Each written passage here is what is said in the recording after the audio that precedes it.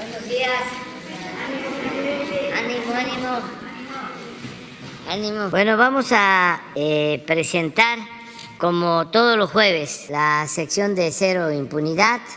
Corresponde a Ricardo Mejía informarnos, y también vamos a disfrutar, porque es un placer el poder constatar la grandeza cultural de México. Se va a presentar lo que ha significado el salvamento arqueológico, el proyecto Tren Maya. Recordemos que, independientemente de que se trata de un medio de comunicación, va a unir, a integrar todo el mundo maya, o una gran proporción de lo que fue la cultura maya mesoamericana, los 1550 kilómetros. Entonces es el poder ir a las antiguas ciudades mayas, al mismo tiempo que se visitan las nuevas, relativamente nuevas ciudades mayas. Entonces vamos a que el antropólogo Diego Prieto nos informe sobre este salvamento arqueológico que se está llevando a cabo. Comenzamos entonces con Ricardo Mejía. Con su permiso, señor presidente, se informa de las acciones de Cero Impunidad, que es un esfuerzo del Gobierno de México a través de la Secretaría de la Defensa, de la Marina, de Seguridad y Protección Ciudadana, del Centro Nacional de Inteligencia, la Guardia Nacional, en coordinación con las Secretarías de Seguridad, las Fiscalías Locales y la Fiscalía General de la República. Durante el periodo que se informa, del 1 de septiembre al 7 de septiembre, se detuvieron por delitos del fuero común y federal a 8,166 personas que fueron dadas de alta en el Registro Nacional de Detenciones, de las cuales, una vez revisada su situación jurídica, se presentaron ante el Ministerio Público 7,872. Siguiente. El día de hoy es un día importante porque hoy la Suprema Corte de Justicia va a votar el proyecto que determinará la permanencia de la prisión preventiva oficiosa. Dimos cuenta del debate muy amplio que llevaron a cabo las señoras ministras y ministros, y consideramos importante comentar lo siguiente. En el artículo 19 constitucional se establece que el juez ordenará la prisión preventiva oficiosamente en los casos de abuso o violencia sexual contra menores, delincuencia organizada, homicidio doloso, feminicidio, violación, secuestro, trata de personas, robo a casa habitación, uso de programas sociales con fines electorales, corrupción, tratándose de los delitos de enriquecimiento ilícito y ejercicio abusivo de funciones, robo al transporte de carga, delitos en materia de hidrocarburos o petroquímicos, el conocido huachicol, delitos en materia de desaparición forzada, delitos cometidos por medios violentos como armas y explosivos, entre otros delitos. Como lo señalamos la semana pasada, la Suprema Corte de Justicia no puede reformar, inaplicar, derogar o modificar un artículo constitucional. Solo lo puede hacer el Poder Constituyente Permanente, integradas por las dos cámaras del Congreso de la Unión, senadores y diputados, que tienen que votar reformas por mayoría calificada de 2/3 partes, y también intervienen las 32 legislaturas de los estados. Solo el Poder Constituyente Permanente puede reformar la Constitución. Este tema imperó en la mayoría de las señoras y señores ministros, mantener el artículo 19 constitucional. Sin embargo, expresamos la preocupación porque, bajo el concepto de interpretación conforme o inaplicar un artículo de una ley, en este caso el Código Nacional de Procedimientos Penales, se podría en los hechos invalidar un artículo constitucional, porque el artículo 167 del Código de Procedimientos Penales reproduce literalmente, salvo una palabra que no cambia el sentido, lo que dice el artículo 19 constitucional en su segundo párrafo. Y en ambos se utiliza el verbo rector ordenará, es decir, el juez de control, en el ámbito de su competencia, ordenará la prisión preventiva oficiosamente en los casos de los delitos que ya hemos señalado. Si se determinara invalidar, inaplicar o dejar sin efecto este artículo del Código de Procedimientos, por la vía de los hechos se estaría restringiendo la Constitución, porque este artículo deriva literalmente de la Constitución. Siguiente. Es decir, el contenido del artículo 167 es idéntico al establecido en esa disposición constitucional, lo que implicaría que al momento de invalidar la norma secundaria se estaría en vía de consecuencia declarando en los hechos la inconstitucionalidad de la figura a nivel constitucional. Lo anterior en razón de que la fuerza de la Constitución no solamente está en el texto que la conforma, sino en todas las disposiciones que desarrollan. Y en ese sentido es importante señalar que en el artículo transitorio del decreto que establece la prisión preventiva se señala que habrá artículos que van a desarrollar este texto constitucional. Es decir, en el momento que se busque invalidar el artículo 167 del Código, se estaría invalidando el 19 constitucional. Es decir, se haría una reforma a la Constitución por la puerta de atrás. Esto es importante porque pretender alterar la eficacia de la Constitución a través de la invalidación de una ley que es prácticamente una consecuencia directa de la Constitución sería una mutación constitucional, es decir, cambiar el sentido de la norma sin alterar su texto, es decir, un fraude a la Constitución por la vía de la interpretación y anular un artículo constitucional. En consecuencia, para nosotros es fundamental que se mantenga no solamente el artículo 19 constitucional, sino el artículo 167 que hace efectiva la vigencia de ese artículo constitucional. Siguiente. Ya en los temas relativos a las acciones, informar que se constituyó por acuerdo de la secretaria Rosa Isela Rodríguez en la Secretaría de Seguridad y Protección Ciudadana un equipo interdisciplinario antihomicidios en el marco de la Estrategia Nacional de Seguridad Pública. Este grupo atiende fundamentalmente feminicidios y homicidios dolosos que se registran en el país para coadyuvar con el Ministerio Público y las autoridades de seguridad pública. Este grupo comenzó sus operaciones en la Fiscalía General de Justicia del Estado de México, ahí con el fiscal José Luis Cervantes, pero se pretende que realice actividades en todo el país y también ha blindado asesoría técnica y jurídica a las fiscalías de Morelos e Hidalgo en la integración de carpetas y en la cumplimentación de órdenes de aprehensión y cateos. Este grupo se sigue capacitando y en el Estado de México, entre el periodo de junio a agosto, generó órdenes de aprehensión y detenciones de 18 homicidios, 7 feminicidios en diferentes puntos, la mayoría en Chimalhuacán y en Nezahualcóyotl, pero en diferentes municipios del Estado de México. Aquí se puede apreciar las personas que fueron detenidas y puestas a disposición de las autoridades correspondientes. 18 por homicidio y 7 feminicidas. Siguiente. En el caso de la Guardia Nacional y la Secretaría de la Defensa Nacional, informar que el pasado 4 de septiembre en Jalisco, en Tepalpa, detuvieron con el apoyo de la Fiscalía Especializada en Materia de Delincuencia Organizada y la Dirección General de Asuntos Policiales Internacionales, Interpol México, lograron la detención de Eric N., alias el 85, presunto cofundador y operador relevante del cártel Jalisco Nueva Generación, junto con otras 3 personas a quienes se le detuvieron con armas y droga. Eric N., alias el 85, cuenta con una orden de detención provisional con fines de extradición a Estados Unidos.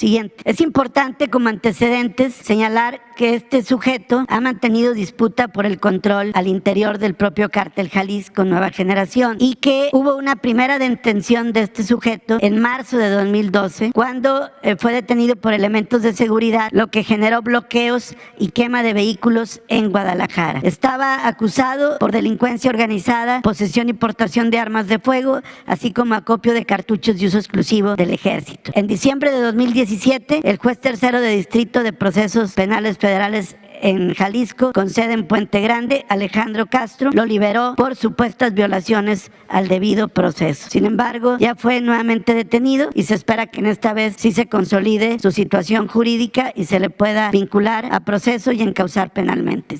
También informar que la Fiscalía de la Ciudad de México, en coordinación con la UEX de Hidalgo y la Secretaría de Seguridad Ciudadana de la Ciudad de México, lograron la detención en Pachuca de Víctor Manuel N., alias El Güero, también conocido como Papirrín, quien presuntamente está relacionado con el triple homicidio en un despacho jurídico en la colonia Roma de esta ciudad capital, en la delegación Cuauhtémoc, la alcaldía Cuauhtémoc. A él se le imputa este delito, además de asociación delictuosa. Utilizaba otra identidad para evitar ser detectado y contaba con domicilios para su resguardo en el Estado de México y en el Estado de Hidalgo. Fue detenido junto con otro sujeto, está pendiente su vinculación vinculación a proceso penal. Sin embargo, vale la pena señalar, siguiente, algunos antecedentes, porque este sujeto ya había sido detenido por diferentes delitos en diferentes lugares y no obstante no se pudo soportar el proceso y en uno de ellos, en 2016, fue liberado por falta de elementos para ser procesado. Con las autoridades correspondientes se dará seguimiento y apoyo para evitar que nuevamente este sujeto se sustraiga de la acción de la justicia. Lo que queda claro es que hay desafortunadamente personas que no obstante ser detenidas y procesadas, cuando salen en libertad vuelven nuevamente a realizar conductas de carácter delictivo. Siguiente. También informar de la detención por parte de Sedena en coordinación con la Guardia Nacional, CNI y la Fiscalía General de la República del sujeto denominado José de Jesús N., alias El Fumador y/o El Cejón, presunto operador de los mezcales de Colima y presunto responsable de ordenar la quema de vehículos en la zona urbana de Colima y Villa de Álvarez con motivo de la detención del líder criminal alias La Vaca. Esta detención, a partir de una orden de cateo, se llevó a cabo en Aguascalientes. Se le aseguraron armas, droga y el precio de la droga asegurada asciende a 1.7 millones de pesos. También vehículos. Siguiente. Cabe resaltar, como lo señalábamos, que él tuvo que ver con la quema de vehículos del pasado 18 de agosto en Colima a raíz de la detención de José Bernabé alias La Vaca, que como recordaremos no se le otorgó la vinculación a proceso por parte de un juez de control federal. Sin embargo, siguiente, ya se le dictó auto de formal prisión por otra denuncia, por otra orden de aprehensión, en este caso de un homicidio calificado en agravio de un servidor público, en una orden de aprehensión de Tamaulipas, todavía en el anterior sistema de justicia penal. Por eso, en este caso, fue auto de formal prisión y no auto de vinculación a proceso. Siguiente. Informar que el día de ayer la Coordinación Nacional Antisecuestros y el Centro Nacional de Inteligencia, en colaboración con la Fiscalía de Nuevo León, lograron la detención de Juan Rodrigo N. y Ana María N. tras cumplimentar orden de aprehensión en su contra por el delito de feminicidio en agravio de una menor de 8 años, hechos ocurridos el 20 de mayo en Monterrey, Nuevo León.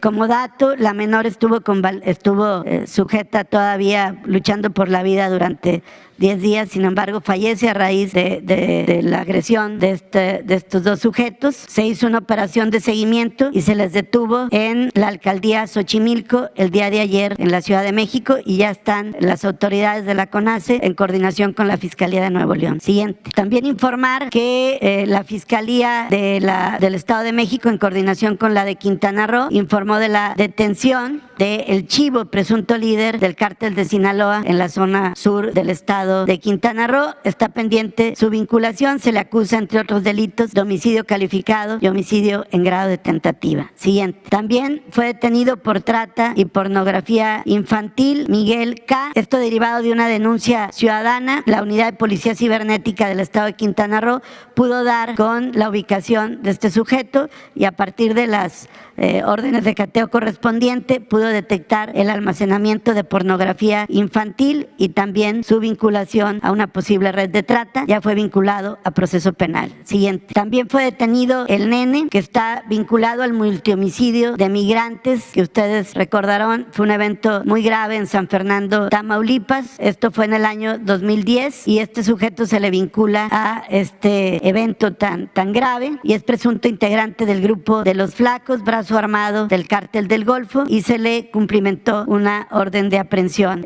Sobre este caso seguiremos pendiente de su vinculación a proceso y de su posterior encauzamiento penal y sentencia. Siguiente. Informar también en un caso que también generó mucha indignación en Nuevo León y en el país, que fue el feminicidio de Joana Abigail en el municipio de Santa Catarina, Nuevo León, una joven de 24 años que laboraba como maestra de escuela. Ella obtiene matrimonio con Jesús Antonio N. apenas en abril de este año y se pudo determinar que él fue el autor material del feminicidio de Joana Abigail y se le detuvo a su vez por también delitos contra la salud y portación de arma de fuego. Ya está detenido por diversos delitos, incluyendo el feminicidio, y se espera su vinculación a proceso penal, toda vez que se acogió a la duplicidad de del plazo en la audiencia correspondiente. Siguiente. Informamos de diferentes operativos de la Secretaría de la Defensa Nacional entre el 30 de agosto y el 5 de septiembre, en colaboración con fuerzas de seguridad locales,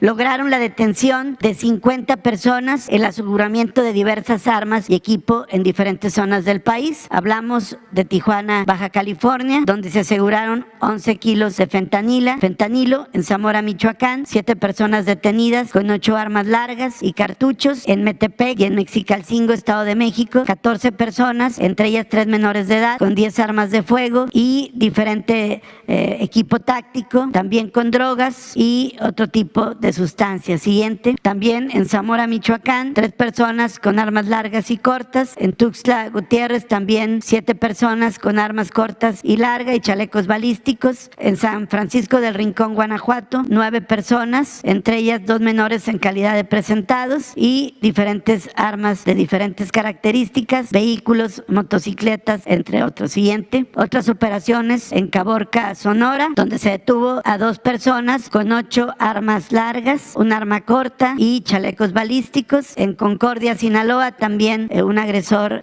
detenido y uno abatido en una operación de la Secretaría de la Defensa Nacional. También en Tonalá, Jalisco, 3 personas detenidas con 6 armas largas y 1,580 cartuchos, entre otros equipos. Siguiente. En Nogales, Sonora, se detuvo a una persona en un vehículo con 5 armas largas, que aquí se aprecian. Esto fue en colaboración con elementos de seguridad local, y en un vehículo transitaba esta persona. Al hacerse la revisión, se pudo ubicar 7 armas largas, 5 armas largas, 3,000 cargadores, 3,000 cartuchos y 7 cargadores. Siguiente. También informar, porque fue un evento que tuvo una gran difusión durante el día de ayer, que fue una operación que llevó a cabo la Secretaría de la Marina y la Dirección de Seguridad Pública y Tránsito de Atizapán de Zaragoza. Fue un operativo de inteligencia mediante el cual lograron rescatar una mujer que había sido secuestrada y privada de la libertad en el municipio de Atizapán y que fue liberada hasta llegar a la alcaldía de Tlalpan en la Ciudad de México. Fue un operativo continuo en coordinación con las autoridades. Se hicieron diferentes indagatorias, actos de inteligencia, se pudo ubicar el vehículo y las comunicaciones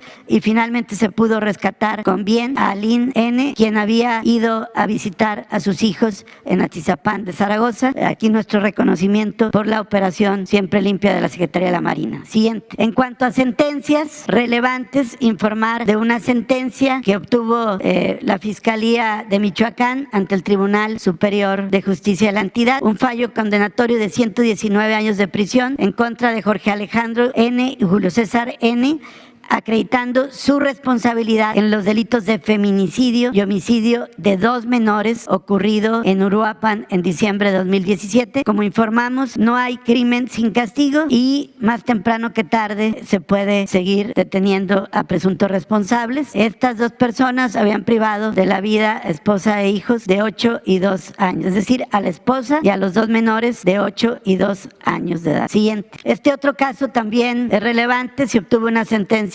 condenatoria contra Laura N. y Stephanie N., presuntas, mejor dicho, ya culpables, conforme a la sentencia del homicidio de Citlali Elizabeth, que fueron hechos acontecidos en septiembre del 2020 en la ciudad de Morelia. Stephanie N. y Laura N. se reunieron con Citlali en un restaurante y momentos más tarde se retiraron a bordo de un automóvil de la marca Mercedes-Benz, en la que se dirigieron al domicilio a un domicilio familiar, lugar donde privaron de la vida a Citlali. El cuerpo fue subido a un vehículo y trasladado al municipio de Valle de Santiago, en Guanajuato, donde fue abandonado. Finalmente ellas ya están sentenciadas como culpables de este evento delictivo. Siguiente. También otra sentencia relevante que obtuvo la Fiscalía de Justicia del Estado de México, que consigue la sentencia de prisión vitalicia para Christopher Bryan tras acreditar su participación en el feminicidio de una joven de 21 años, quien era su pareja sentimental. Siguiente. También en la Ciudad de México, la Fiscalía Local ante el Tribunal de la Ciudad de México logró sentencias condenatorias condenatorias a un feminicida, Juan Carlos N., por 52 años,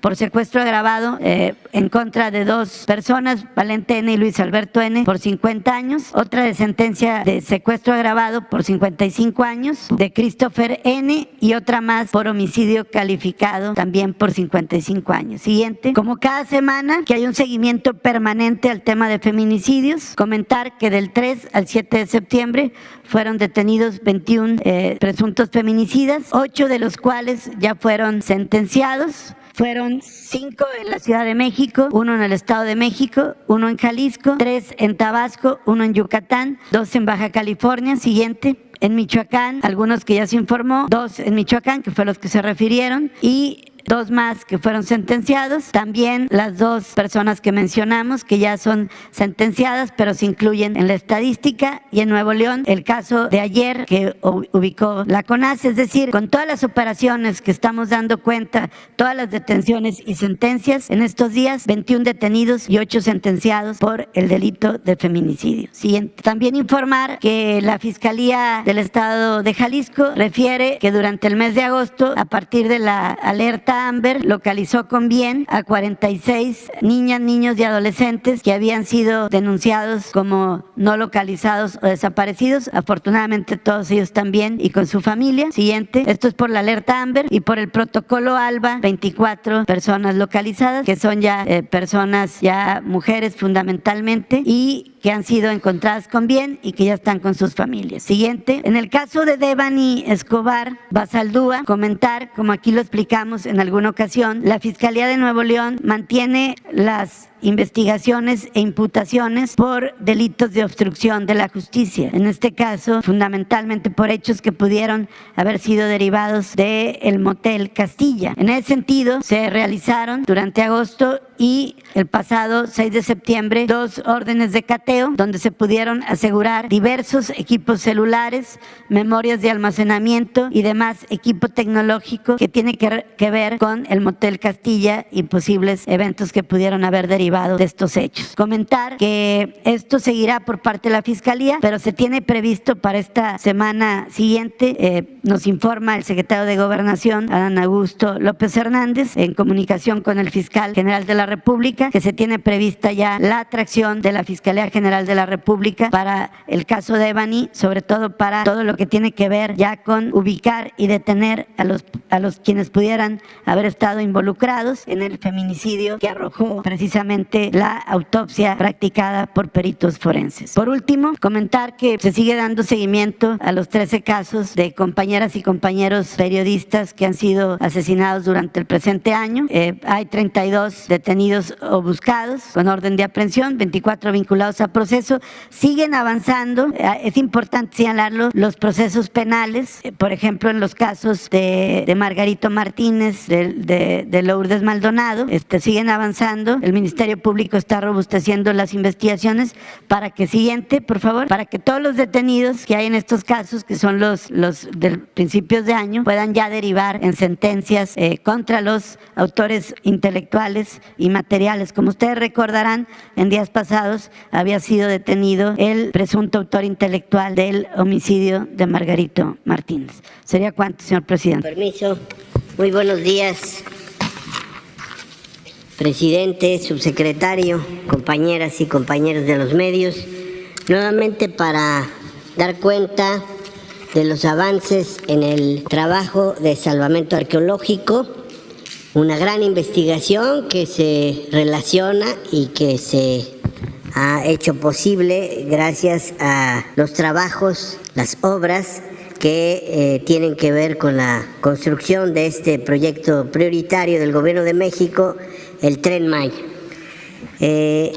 Como ya se ha dado cuenta, en el tramo 1, 2 y 3 se ha concluido con las excavaciones del material arqueológico que se ubica en los derechos de vía de estos 3 tramos. Ya habíamos comentado que el tramo 3 es sin duda el que ha ofrecido mayor información en relación con el poblamiento, las costumbres y el desenvolvimiento de las poblaciones que ocuparon la península de Yucatán. En el tramo 4 estamos por concluir los trabajos de excavación relacionados con esta gran investigación de salvamento arqueológico. Nos queda poco más del 3% de las excavaciones, sobre todo en las áreas cercanas a Izamal y a la estación de Cancún. En el tramo 5 Sur llevamos un avance inicial, ya se han retomado los trabajos de cerca del 11%. Y aquí quisiera destacar, como ya lo habíamos dicho, que ya está activa la cuadrilla de salvamento de arqueología subacuática para recuperar material muy valioso y además ayudar a la seguridad de los trabajos en este tramo que implica temas delicados de ingeniería. Esta cuadrilla de salvamento subacuático está trabajando en cavernas, en cuevas inundadas, en cenotes, y está aportando información muy valiosa que en su momento presentaremos aquí, que habla de temporadas muy antiguas. Hay fauna del Pleistoceno en estas cavernas hasta momentos posteriores en lo que hace a la ocupación maya de la península.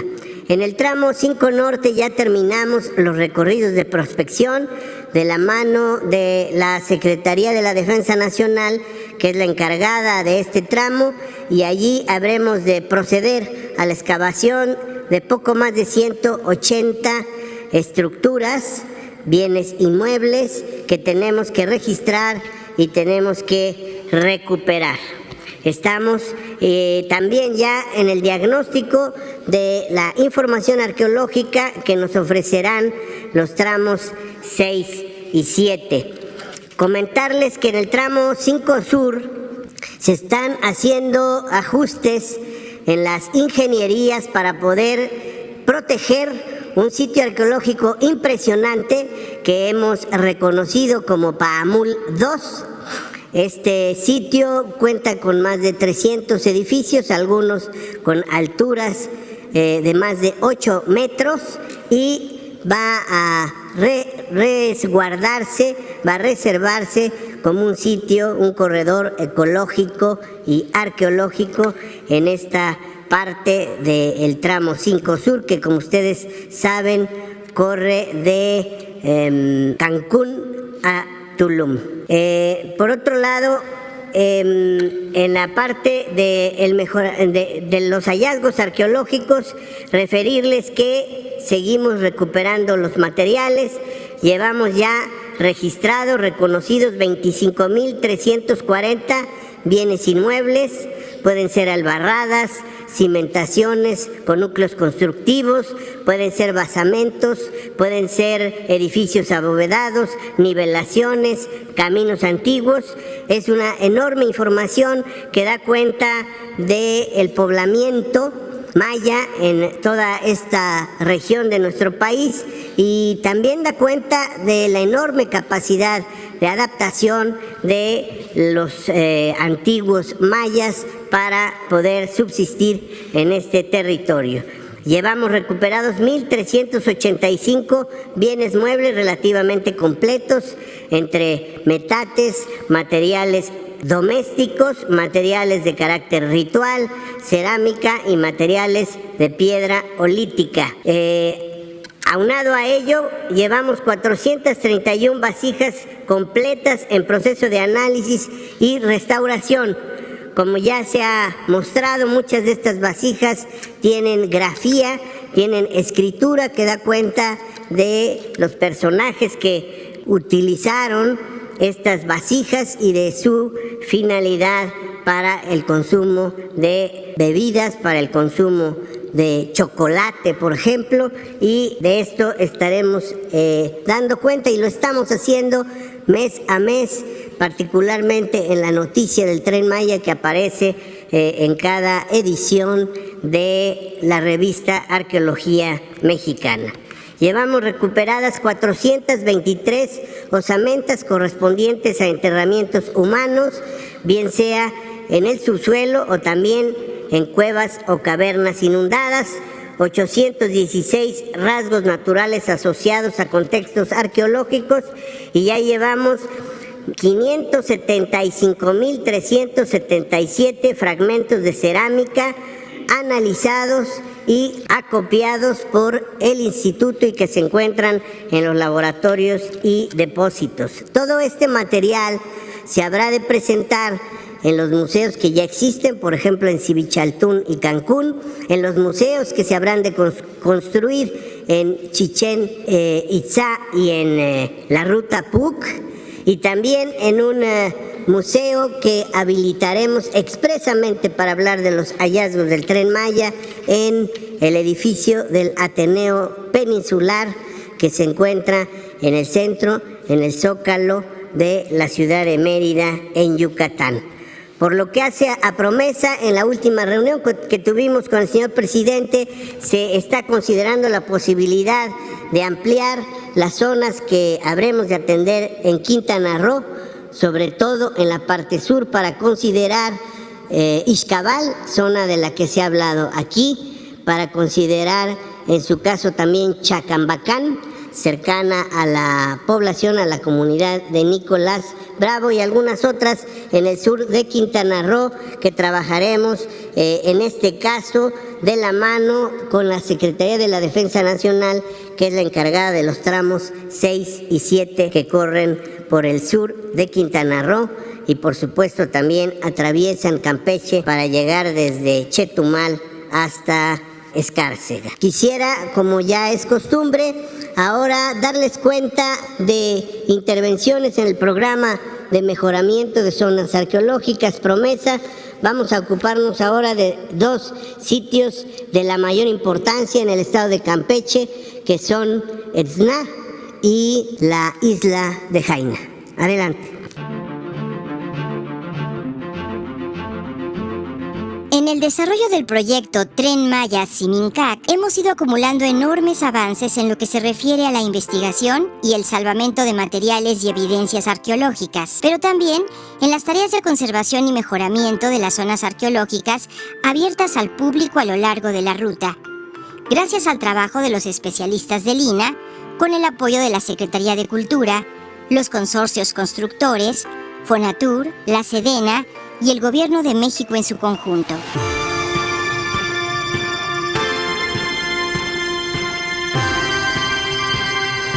En esta ocasión, daremos cuenta de los avances del programa de mejoramiento de zonas arqueológicas, Promesa, que corresponden al tramo 2, que corre de Escárcega a Calquiní, específicamente en los sitios arqueológicos de Etzna y Jaina, isla artificial a 39 kilómetros al norte de Campeche, construida por los antiguos mayas, que desde hace más de 80 años ha proporcionado numerosas muestras del arte, la sensibilidad y el simbolismo de los mayas que ocuparon el sitio. En Jaina, nombre que en maya significa la casa en el agua, con el Promesa estamos desarrollando trabajos de prospección, levantamiento topográfico y mejoramiento de la infraestructura existente. Gracias a las investigaciones derivadas de este proyecto, se han logrado identificar diversos elementos arquitectónicos, entre ellos el antiguo muelle prehispánico de la isla. Estamos integrando un amplio proyecto de investigación y mantenimiento de estructuras prehispánicas, y se ha ubicado el predio en el ejido de Chuncanán para la construcción del Centro de Atención a Visitantes CADVI.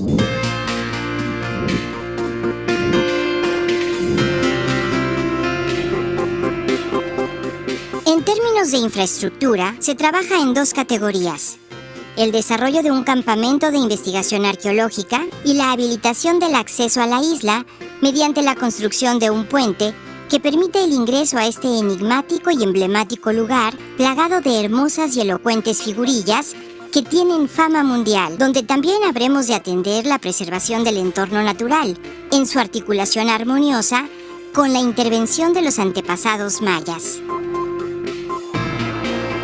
Avanzamos también con importantes trabajos en la antigua ciudad considerada la Casa de los Itzáes, ahora conocida como Etzna, donde hemos concluido las tareas de prospección arqueológica y levantamiento topográfico en el predio destinado al CADVI. Además, Se efectúan estudios de mecánica de suelo y se ha iniciado con tareas de investigación y consolidación de los grandes edificios de la zona a cargo del arqueólogo Antonio Benavides. En materia de conservación, se ha avanzado en la restauración del edificio de los 5 pisos, la construcción más grande y representativa de esta ciudad del antiguo mundo maya. Y ya se tienen listos los contenidos para la renovación de la señalética del recorrido del sitio.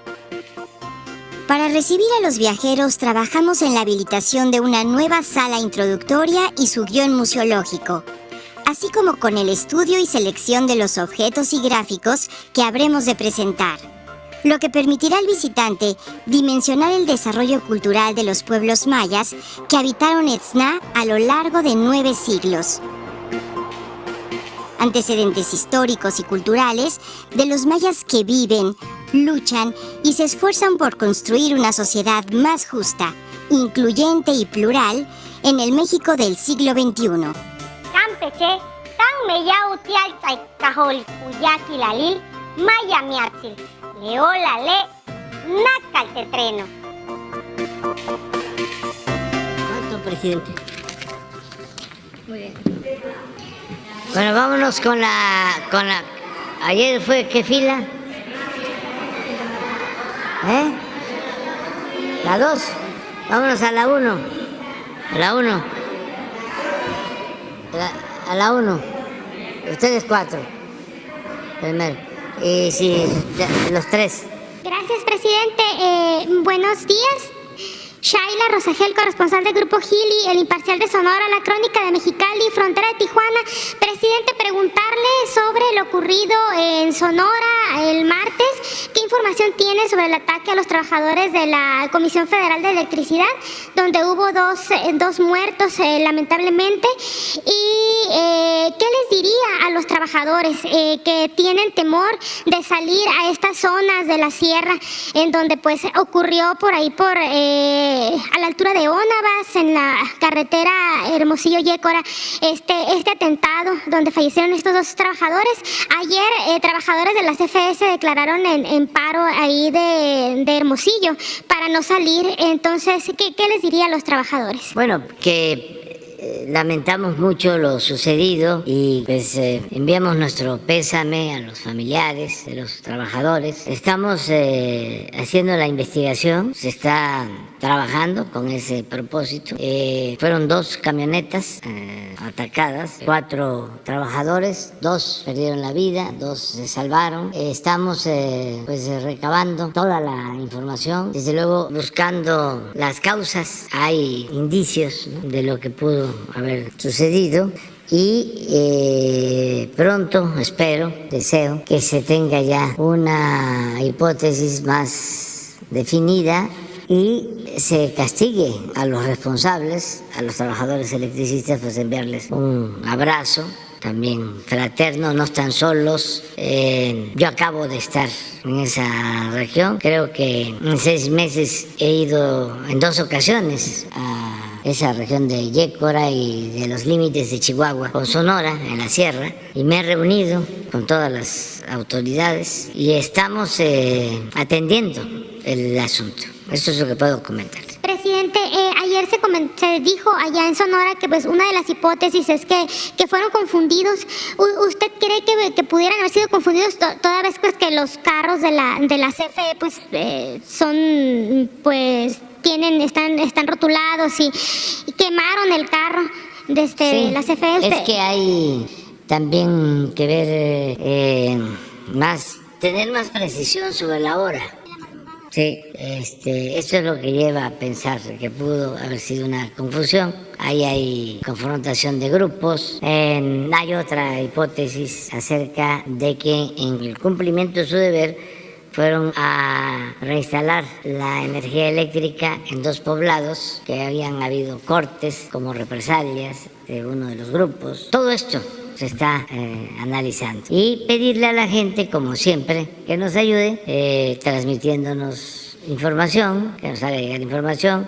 El gobernador de Sonora está pendiente, ha estado en todo el tiempo, atento, y está trabajando con todo el equipo. Y yo espero tener ya más información pronto. Desde luego reprobamos estos hechos, ¿no?, lamentables. Gracias, presidente. Ya en una segunda pregunta y última, preguntarle su opinión sobre, pues hoy continúa la discusión de la prisión preventiva oficiosa. Se prevé que se vote hoy. Según ya lo que han manifestado los ministros, pues no se alcanzaría, es lo que se prevé, que los 8 votos que se necesitan para que se elimine la prisión preventiva.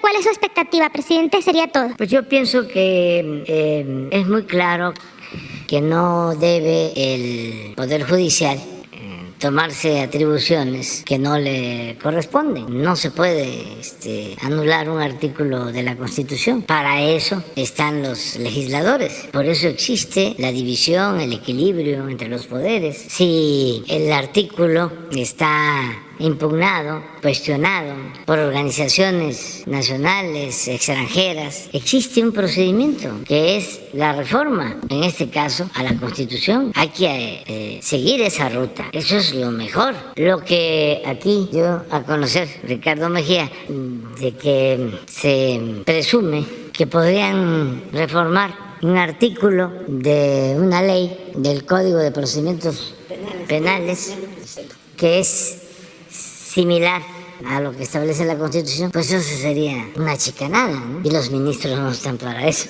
Bueno, ningún jurista, ningún abogado, ningún ciudadano podría hacerlo. Entonces, es mejor el procedimiento legal, en este caso. Yo tengo mucha confianza que los ministros van a actuar con apego a la legalidad.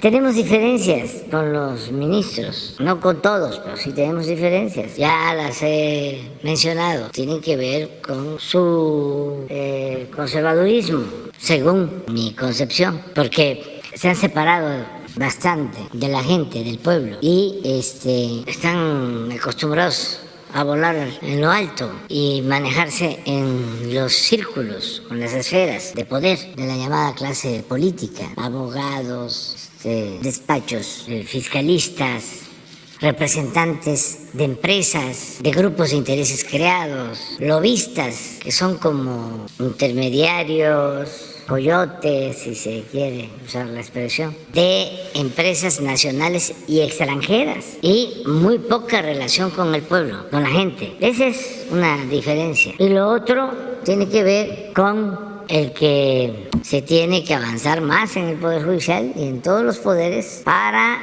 acabar con la corrupción, porque constantemente hay hechos de corrupción y de impunidad en el Poder Judicial. No actúa como podría hacerlo la judicatura, está como adorno. Entonces, constantemente estamos viendo jueces que liberan a delincuentes, incluso con antecedentes penales, y utilizan como excusa, como pretexto, de que no están bien integradas las investigaciones, y se puede reponer el procedimiento, pero no dejar en libertad a un delincuente en potencia, como lo han hecho. Entonces, es un proceso que se tiene que seguir dando en el Poder Judicial, en los 3 poderes. Hay que purificar la vida pública en todos los niveles, en todo el gobierno, seguir combatiendo la corrupción, la impunidad, pero no son todos los integrantes del Poder Judicial. Hay gente recta, íntegra, y todos,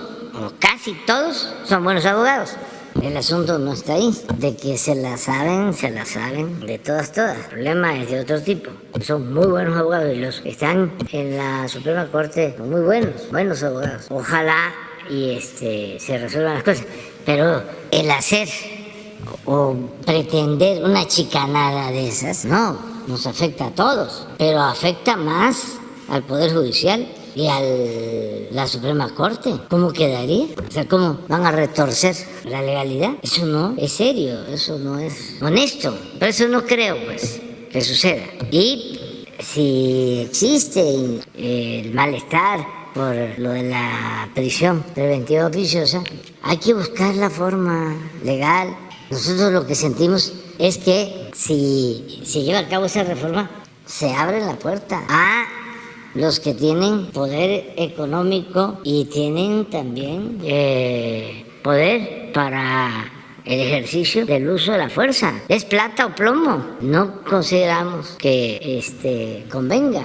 Y si tuviésemos un poder judicial incorruptible, digamos, bueno, el criterio del juez, tenemos un juez honesto, incapaz de venderse o de dejarse intimidar, de todas maneras se requeriría protección, porque de que van a haber amenazas, hay amenazas, pero tenemos pruebas de corrupción. Entonces, si no se sigue depurando, reformando, purificando la vida pública para que haya servidores públicos honestos, pues está difícil. Quitar, por ejemplo, la corrupción como delito grave. No aguantan ni un cañonazo, ni una llamada o un acto de influyentismo, porque son fuertes las presiones. Entonces, pues así se mantiene la Constitución. Nosotros propusimos lo de la ampliación de la prisión preventiva oficiosa en el caso de corrupción, porque ni siquiera se consideraba delito grave. Imagínense, ya estaban creando el Instituto Anticorrupción, lo crearon, el Consejo Anticorrupción, la Fiscalía Anticorrupción, y en la Constitución la corrupción no se consideraba delito grave. Si un político caía de la gracia de los de arriba, ya no les servía y le tenían que fabricar un delito para meterlo a la cárcel, le tenían que inventar el lavado de dinero, porque eso sí era delito grave, es delito grave. El huachicol no era delito grave, el fraude electoral no era delito grave, y muchas otras ilegalidades. Entonces, quitar eso de un plumazo, no. Y es como lo de la Guardia Nacional, que se quiere militarizar. No, si no somos iguales. Yo no he declarado la guerra, no le he dado órdenes al ejército de que violen derechos humanos, de que haya masacres, de que torturen, de que desaparezcan a la gente. No, no somos iguales. Y ahora de manera hipócrita, todos estos conservadores que quiero militarizar con la Guardia Nacional. Ya se les ha explicado que la Guardia Civil en España depende de la defensa o del ejército de España. Pero hasta de España, los conservadores de allá, porque son muy falsarios, muy hipócritas, cuestionan lo de la Guardia Nacional de México. La Guardia Civil española debe de tener como 150 años. Y lo mismo en Francia, y lo mismo en Italia y en otras partes. Pero es como lo estamos proponiendo nosotros, no, y se hace como que no vivieron en México en la época de García Luna, como que eso no sucedió. García Luna no está preso, ¿no? Y no torturaban, y no hacían montajes, y no declararon la guerra, y no se vestía el presidente de militar, ¿no? ¿Eso dónde fue que sucedió? Eso no tuvo que ver con México. Se les olvida todo. Y en el caso de los medios de información, no, pues una vergüenza. No todos también, pero apoyando el autoritarismo desatado. Yo les comentaba ayer que quienes han visto el video sobre la señora Cassés, lo que me han dicho asombrados, porque sí les impacta, es en manos de quién estábamos. ¿Cómo la libramos? Yo creo que en el caso de nosotros nos ayudó mucho que me dediqué a recorrer los pueblos en ese entonces. Fue cuando visité los cerca de 2.500 municipios. Y aunque hablaba yo en todas las plazas públicas, pero hablaba yo para 15, 20, 30 personas. Una vez le preguntaron a Calderón, ¿y qué hace? Ahí anda, dice. Se reúne con 3, 4, 5. Entonces no se ocuparon tanto de nosotros. Ahora sí que políticamente hablando nos dieron por muertos. Pero sí estaba muy fuerte el autoritarismo. O sea, yo diría que como en los tiempos de la Guerra Sucia, algo muy parecido, muy parecido. Pero esa es la respuesta. La compañera, aquí vamos aquí. Buenos días, señor presidente. Buenos días, gabinete. Stephanie Palacios, de la Agencia Internacional Sputnik.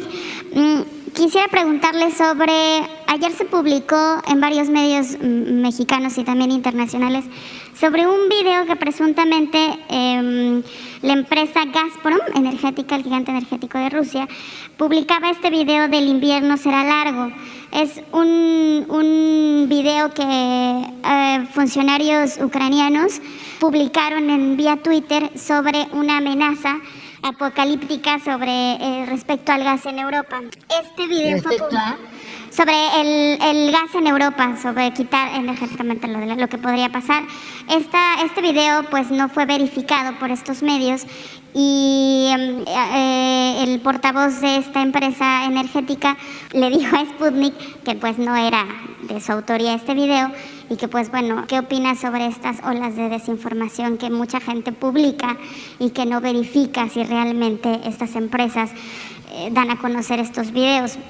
Lo comento porque usted siempre ha comentado sobre las tendencias en Twitter. Este video fue tendencia el día de ayer y se comentó en pocos medios, no en todos, pero la mayoría publicaron que este video se atribuía a esta empresa energética.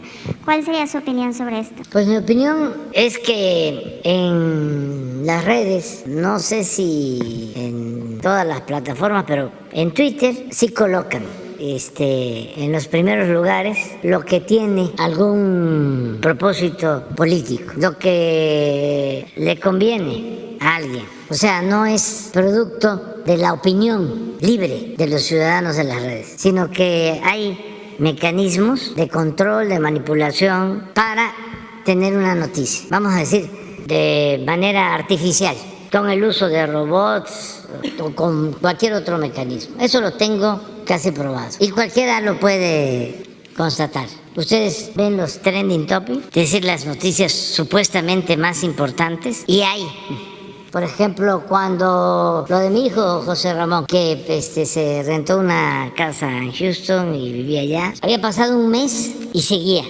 en trending topic. La guerra Rusia-Ucrania, aunque es todo un acontecimiento, ahí está. Bueno, además de lo que comenta de la censura, porque a 6 meses del conflicto, pues continúa el bloqueo de las redes de las agencias de noticias rusas. Sí. Pero además Twitter baja el alcance de las cuentas de los que están, pues bueno, comentando temas sobre el conflicto y pues no, o sea, continúa, no puede uno hablar sobre el tema porque o bajan los comentarios, bajan las transmisiones o cancelan las cuentas. Sí, yo en eso no podría pues dar una opinión, pero sí lo he observado lo otro, sí, y ustedes lo pueden observar. O sea, cualquiera haga un análisis, porque debe de quedar memoria, de una noticia que les importa a un grupo de interés económico o político, y va a estar en los primeros lugares, puede estar 1 mes o 2 meses. Y sí, es noticia, ¿no? Pero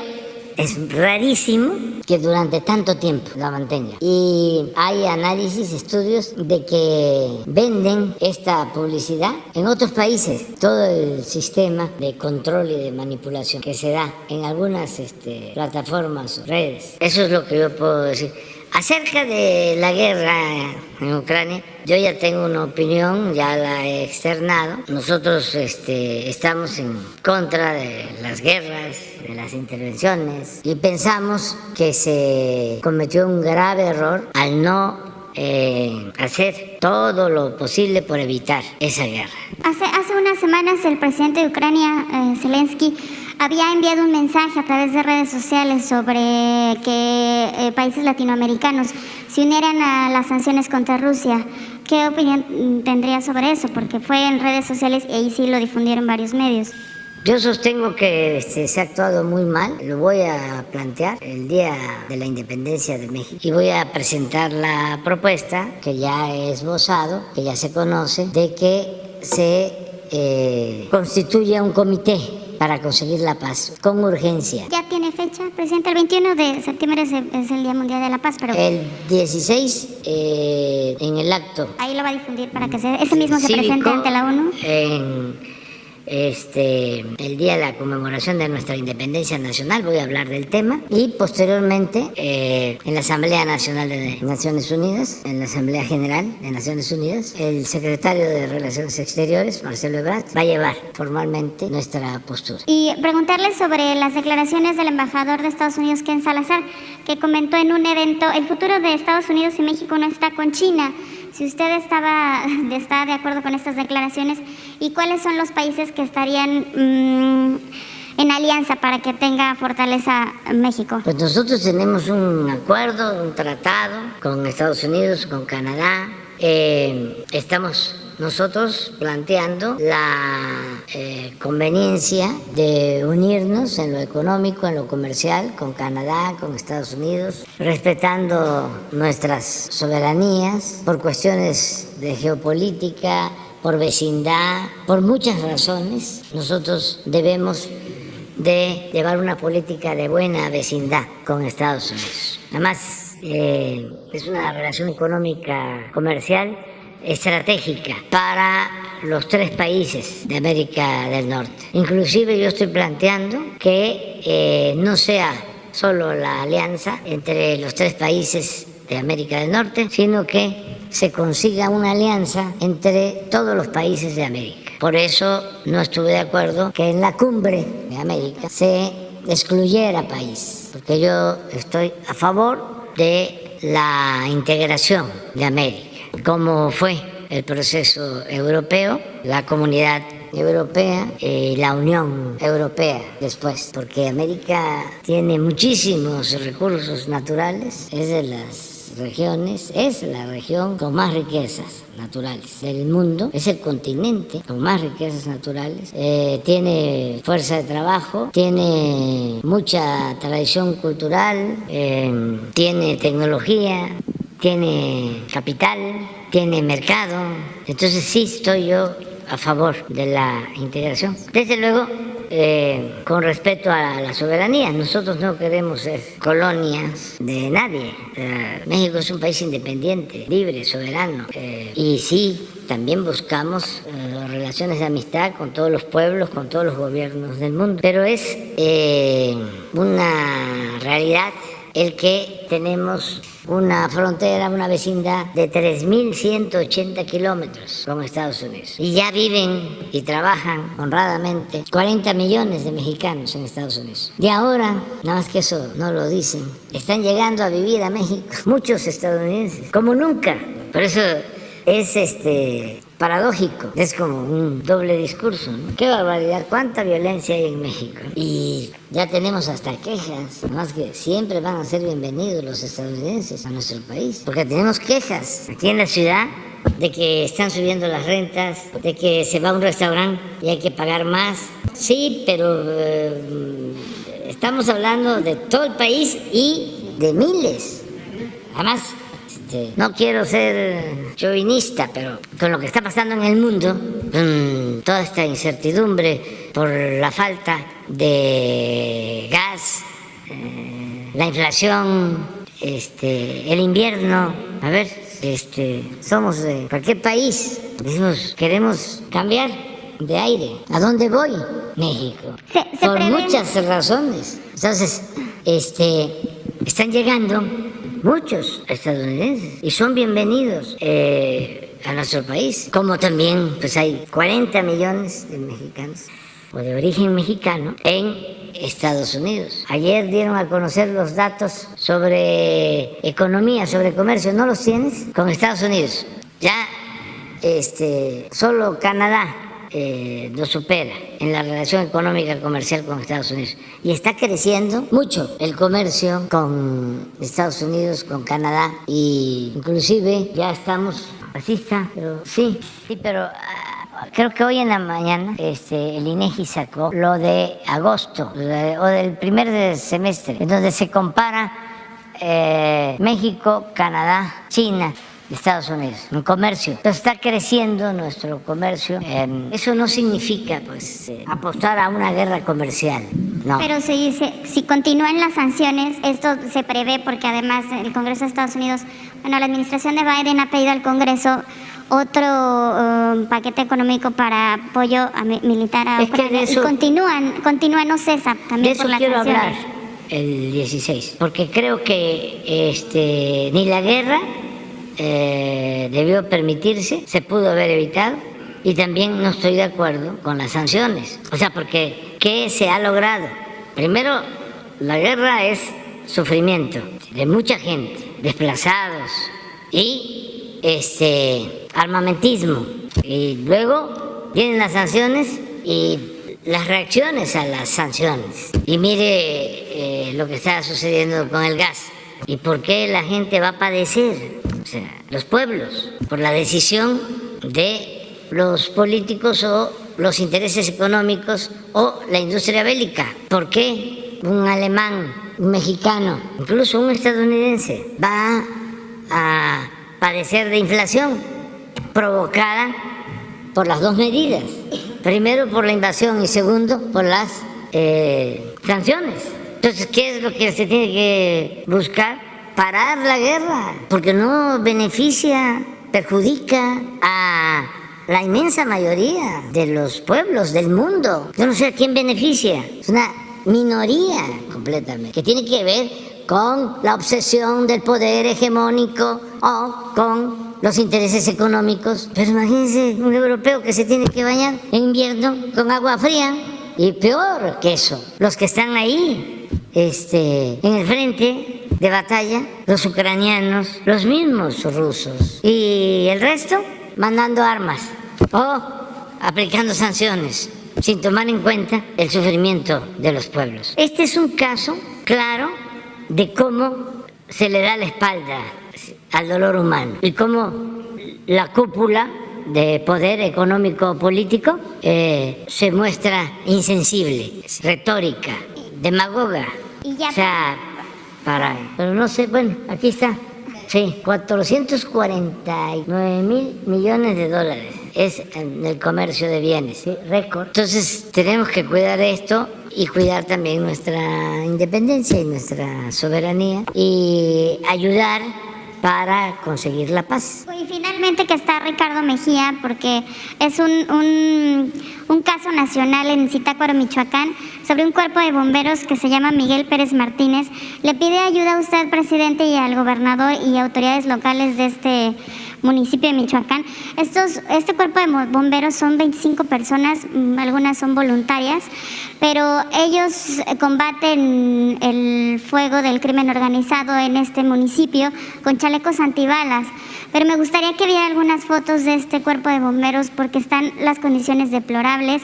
Ellos no cuentan con seguridad social, no cuentan con ningún seguro, nada, pero las condiciones son bastante deplorables. Me gustaría que las viera porque realmente es el cuerpo de bomberos que gana 2.600 pesos a la quincena y pues bueno, no cuentan con seguridad, tampoco patrullas, son los primeros que llegan a los siniestros y pues bueno, ha tocado en declaraciones a Sputnik porque fue a la estación de bomberos en este municipio que al llegar a estos siniestros todavía hay gente armada.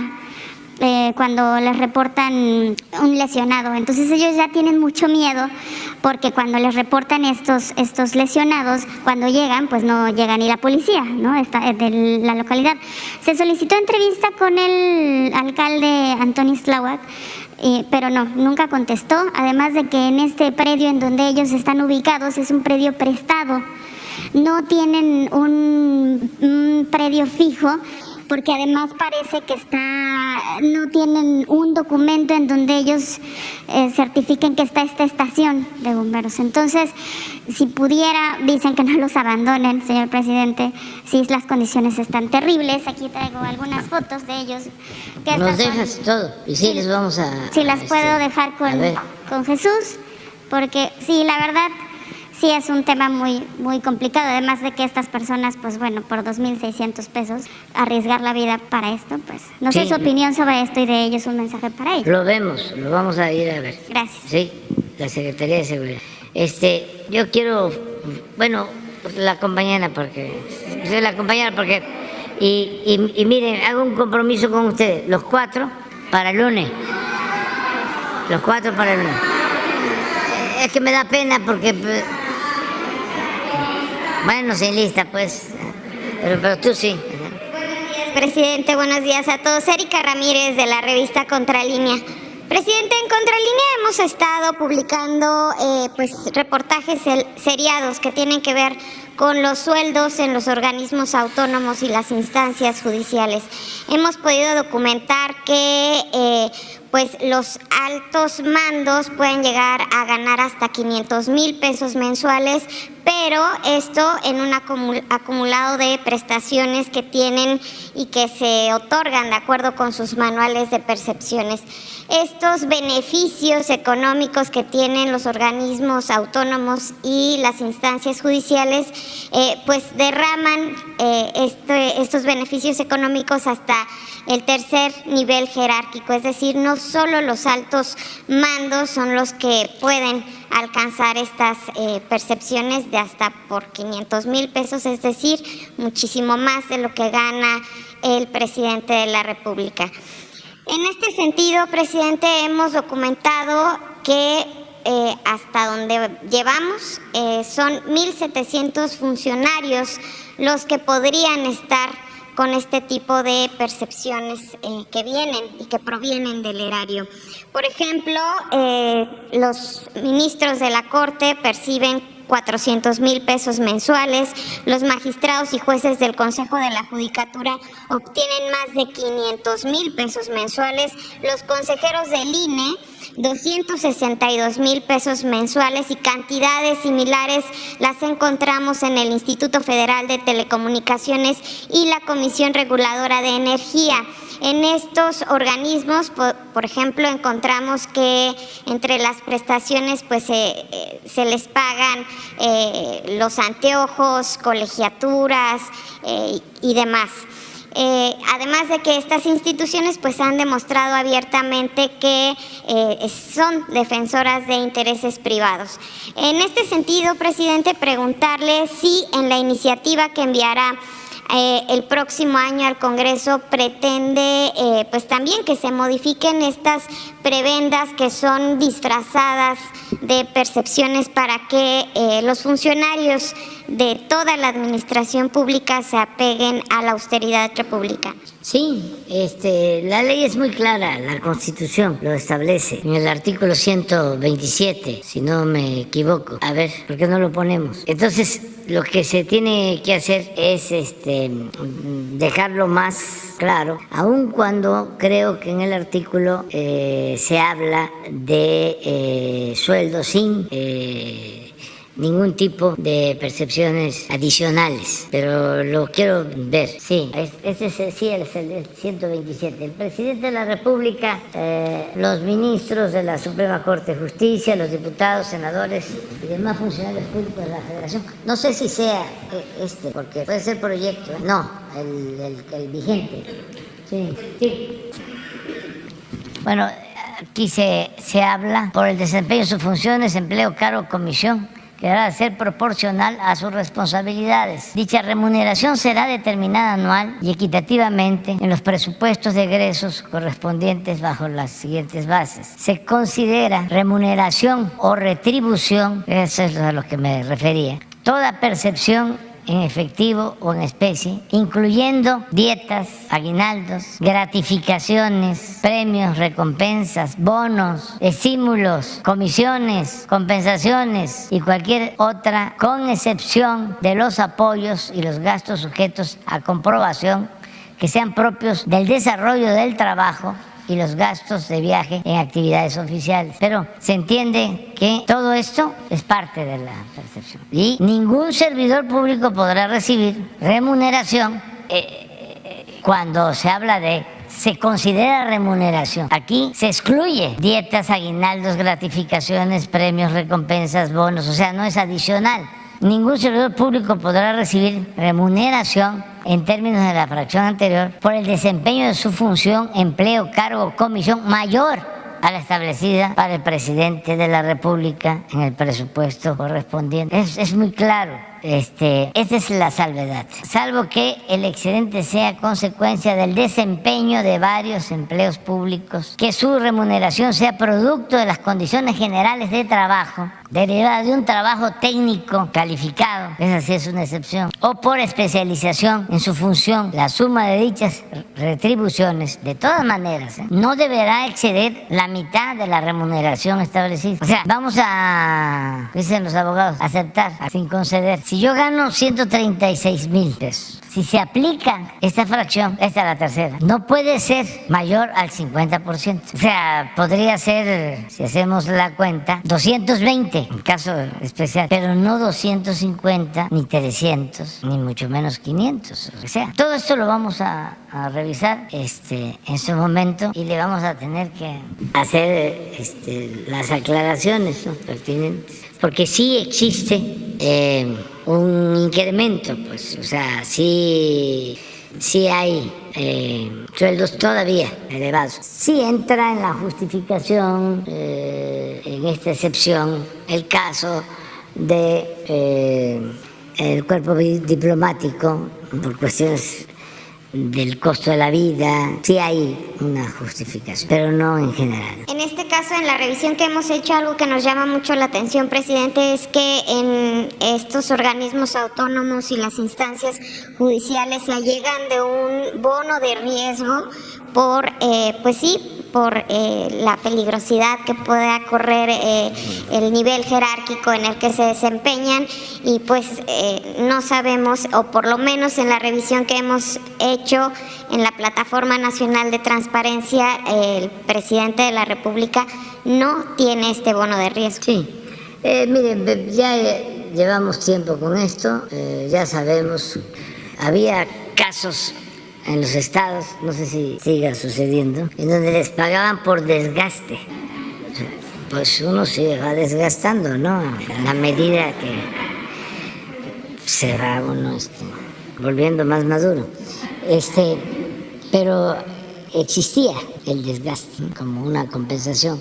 Luego yo recuerdo muy bien la iniciativa de ley de reforma, de las primeras, para la privatización de Pemex, en donde los consejeros, porque por eso crearon todas esas estructuras alternas, paralelas, todo un andamiaje que han llegado a tener más poder que las secretarías. Hay organismos autónomos de Pemex que tienen más capacidad de decisión que Pemex. Por ejemplo, Pemex tiene que pedir permiso a la Comisión Nacional de Energía para muchas cosas, para llevar a cabo exploraciones, para perforar pozos, para otorgar concesiones de gasolinerías, esa comisión, porque se fueron creando para que ataran a las empresas públicas y se le diese el mismo trato a una empresa extranjera petrolera, a una petrolera extranjera, que a Pemex.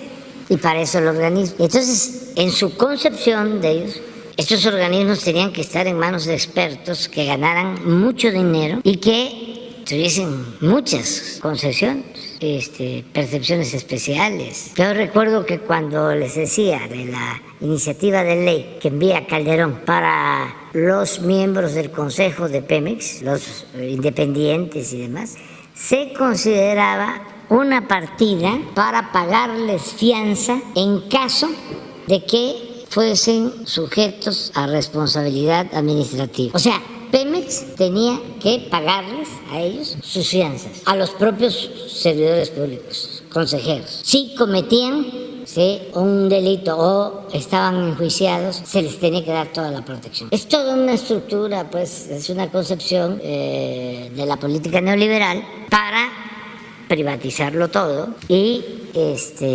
limitar el poder público y poner por encima del poder público el poder privado. Entonces todo eso pues se tiene que ir bien. Lo que echaron para atrás, de que como un servidor público termina, un alto servidor público, en Pemex, en la Comisión Federal de Electricidad, en el gobierno federal, y se va a trabajar a una empresa a la que le dio contratos cuando estuvo en funciones o llevó a cabo acciones comerciales, como el caso de Zedillo, que privatiza los ferrocarriles, y una de las empresas que se beneficia con la privatización de los ferrocarriles se lo lleva de asesor.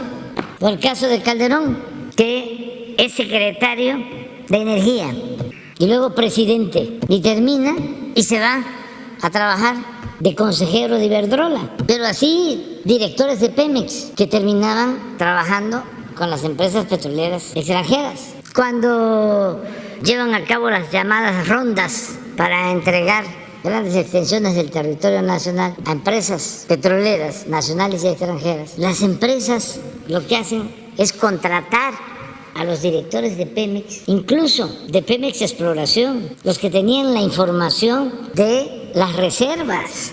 Claro, aparecen las licitaciones, las llamadas rondas, y ya sabían dónde estaba el petróleo, porque ellos tenían de empleados a los directivos de Pemex. ¿Cómo se hicieron esas exploraciones? ¿Quién las pagó? El pueblo de México. Es un acto de traición. Pues me interesa esta zona de agua somera en Campeche, en el litoral de Tabasco, porque ya sé que ahí está hasta cuantificado qué potencial tiene el yacimiento. Bueno, por eso decidimos en la ley de austeridad que tenían que pasar 10 años para que un funcionario así trabajara en una empresa con la cual de una u otra forma estuvo vinculado. Echaron abajo el artículo de la ley del Poder Judicial. Sí se ha estado batallando, pero vamos a seguir haciéndolo. Ya me tengo que ir. La última, presidente. Miren, Nada más. está un alto funcionario de Samsung esperándome. Nada más sobre esta reunión que tuvo el mes pasado con el director ejecutivo de Bayer Monsanto, que fue Werner Baumann. Se habló sobre los amparos que ha interpuesto esta transnacional en contra del decreto presidencial que usted emitió para que se vayan disminuyendo las importaciones de glifosato y para que no existan ya organismos genéticamente modificados en el país. Hay preocupación por parte de las organizaciones que están en defensa del maíz mexicano por este acercamiento del director de Bayer Monsanto con la presidencia de la República. Si nos pudiera comentar algo al respecto. No se trató el tema. Ya nosotros tenemos una postura definida. No aceptamos el maíz transgénico, no aceptamos el fracking, no estamos dando concesiones para la minería. En el caso del glifosato se limitó y hay una investigación en el CONACYT para que se supla, y sí hay amparos en contra de la decisión que se tomaron, pero se están atendiendo. Y nosotros en eso no cedemos. Eso es lo mismo con lo del tratado. Tenemos muy buena relación.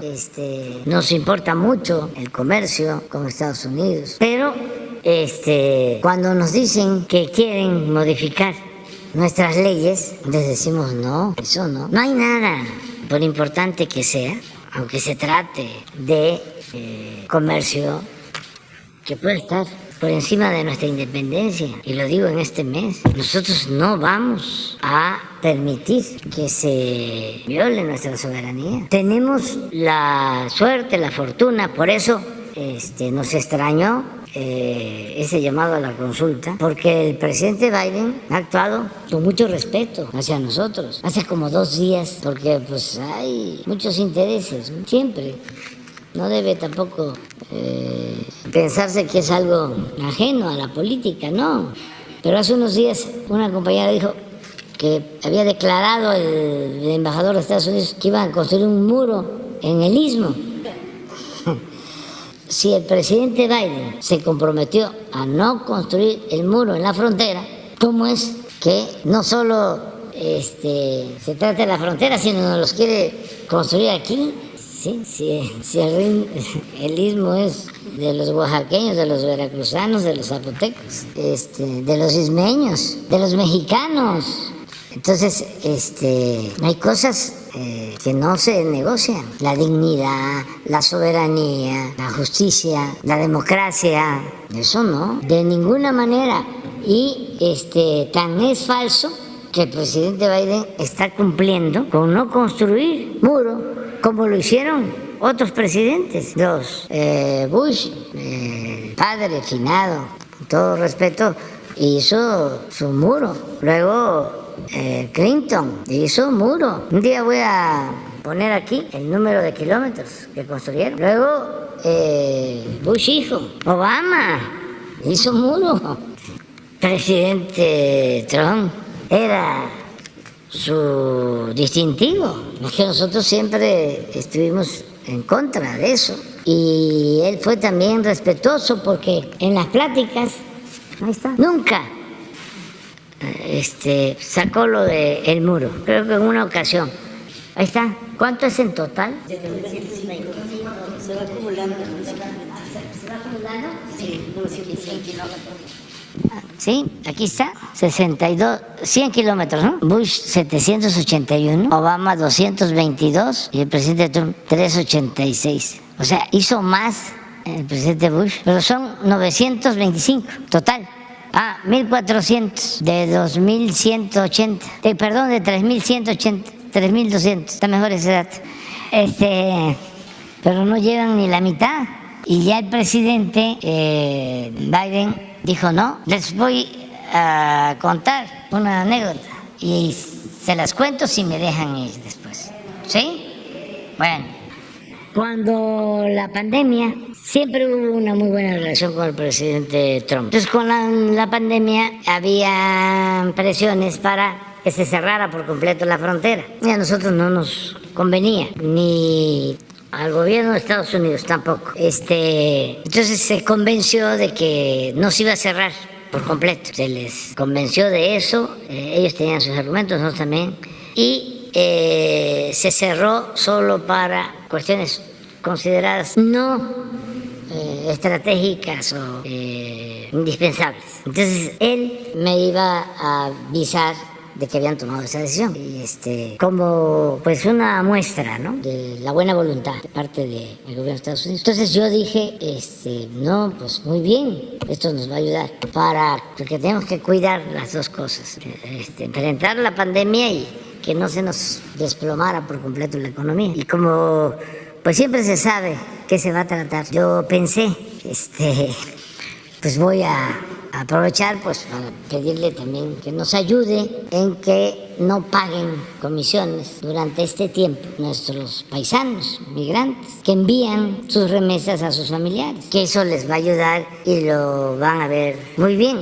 Si el gobierno de Estados Unidos nos ayuda en eso, si interviene con las famosas remesadoras, se busca un mecanismo, ¿no? Y entonces empezamos a hablar por teléfono y te lo planteo. Pero todavía no terminaba cuando empezó a expresar su inconformidad. No, nada más, pues yo no. Me ayuda también eso de veces en las conversaciones políticas, pero como no hablo el inglés, medio entiendo algunas cosas, pero como espero que se traduzca, me da tiempo.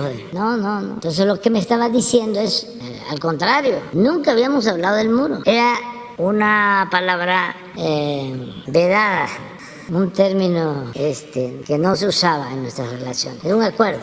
Eso no, porque va a haber diferencias. Y se entendió. Incluso en la Casa Blanca fui y no se tocó el tema. Él fue muy respetuoso, muy respetuoso.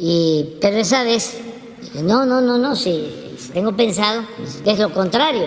Lo que tengo pensado es grabar más las remesas, cobrar más por el envío, porque de ahí voy a financiar el muro.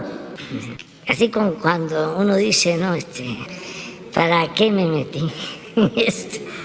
O sea, tenía ese plan. Digo, no, presidente, ¿cómo? Y ya con todo respeto, ¿no? Que lo respeto mucho, como respeto al presidente Biden. Digo, ¿cómo le respondo? Acababan de presentarme de la Secretaría de la Defensa un informe de que se había descubierto un túnel que iba de Tijuana a San Isidro, San Diego, que pasaba abajo de la aduana de Estados Unidos. Pero no creen que cualquier túnel. No, bien hecho. Y llevábamos como 6 así descubiertos. Entonces me acordé milagrosamente. Entonces, con todo cuidado, pues le dije, fíjese que pues ustedes son libres, pero lo del muro no resuelve. Le voy a enviar información de un túnel que acabamos de descubrir que pasa por abajo de la aduana de Estados Unidos. Y así varios. Entonces hubo un silencio. Y luego, como es él, ¿no? Muy franco y sincero, pues se rió. Ya dijo, bueno, pues ya vemos eso, ¿no? Luego, yo ya quería, vámonos. Y ya no se volvió a tocar el tema. Entonces, lo del muro, bueno, no deja de ser, con todo respeto, propaganda. Y más ahora que hay elecciones, cada vez que hay elecciones. Y no es solo un partido, es como una manda para querer quedar bien con un sector antimigrante. Ahí van. ¿Se acuerdan que el gobernador de Texas inventó un operativo para revisar los frenos de los camiones? Y se obstaculizó el tráfico en las aduanas, colas de camiones. Pero era también con ese propósito, mandar el mensaje de que ellos van a ser muy estrictos. Propaganda.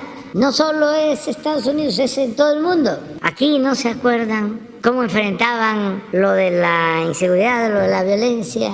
Se ponían con la cara dura y nos estaban grabando. La ley es la ley. No me temblará la mano. Puro cuento, pues. Ya me voy.